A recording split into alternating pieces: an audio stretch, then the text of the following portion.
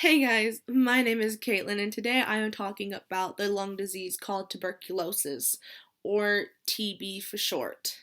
Um, so, what is tuberculosis and how does it change physiologically?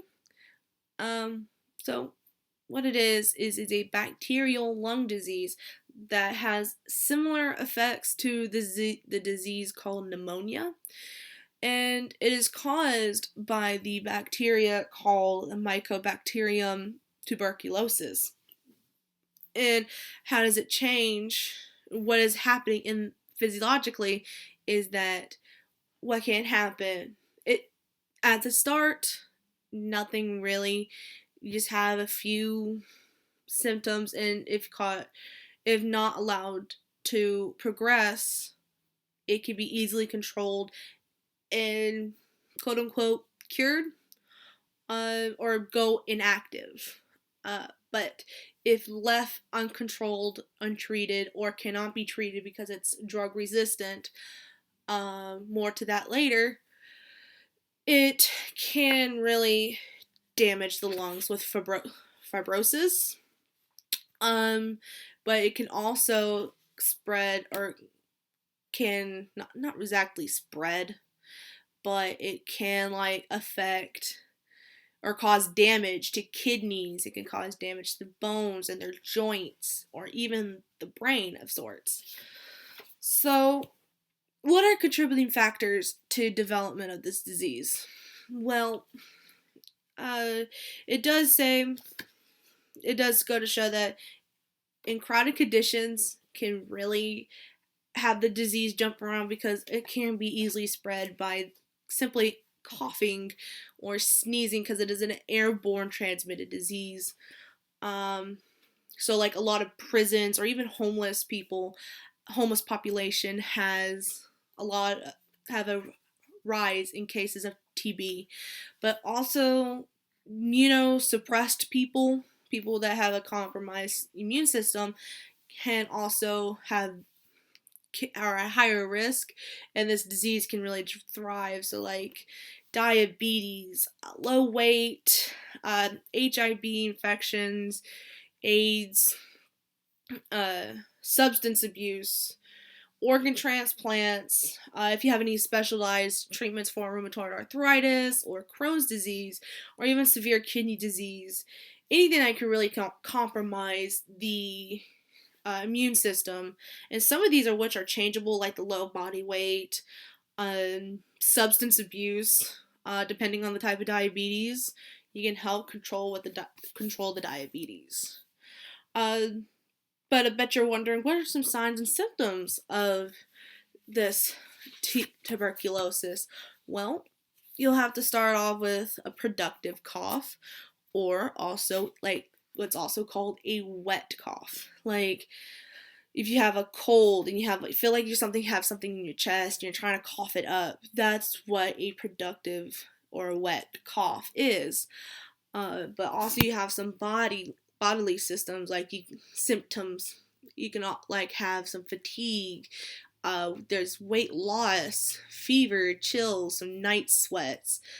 Um, those are just some general symptoms, but if left to progress, you can have lesions that are produced on the lungs, which they can necrose, in which those necrosed lesions can cause granulomas, which can lead to some general pulmonary diseases, but it can also widespread bodily, which can like lead to damaging the kidneys. It can damage bones, joints, and even the brain. Um, how can it be managed? It actually can be easily controlled with the right treatment and a healthy diet. But the catch is that you need to be compliant with the length of the treatment and the doses of the treatment, because what makes it kind of hard to to treat is that it is one of those diseases that have a lot that are developing drug-resistant strains, and to reduce the chances of having a drug-resistant strain is to actually take these anti-tuberculosis medicines for the time span that you need to and the doses set up by your doctor. Which the time span relatively not long. It's 9 to 12 months, in which the disease is reduced to an inactive form of the disease. What also can help with this disease with aligning to the 9 to 12 months of the dose that you need to take of anti-TB medications, you can also get some fresh air. Fresh air is really encouraged, along with sunlight, rest, good nutrition, exercise. This all can really help with assisting with the recovery, align with the medications you have to take. So, in our field of physical therapy, how can we help manage, or is there any special considerations with patients with TB? Well, we don't in physical therapy see a lot of tuberculosis patients. If we do, it's usually because a result of the uncontrolled part of the disease, and it's now damaging bones, it's damaging joints, and we're also trying to with damaging to bones and joints, we're kind of just relieving pain at that point of like these joints.